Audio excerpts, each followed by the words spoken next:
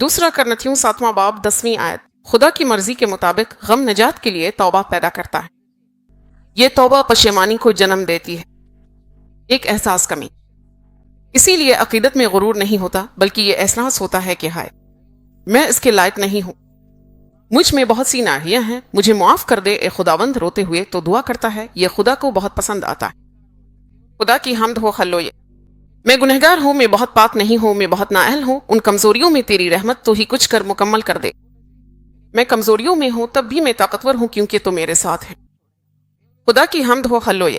اگر تم اپنے بچوں کے لیے، شوہر کے لیے، بیوی کے لیے، اپنے خاندان کے لیے خدا کے حضور رو رہے ہو تو وہ ہر آنسو کو برکت میں بدل دے گا۔ خدا کی حمد ہو، آنسوؤں کے ساتھ بونے والا خوشی کے ساتھ کاٹے گا۔ جو بیج آنسوؤں کے ساتھ بوتا ہے وہ خوشی کے ساتھ اپنی فصل کاٹے گا۔ یہ 120ویں زبور میں لکھا ہے، وہ لوگ جو آنسوؤں کے ساتھ بوتے ہیں، کیا تمہیں یہ معلوم ہے؟ یہ بہت ضروری ہے، یعنی جب تم خدا کے حضور روتے ہو تو تم ایک بابرکت انسان ہو۔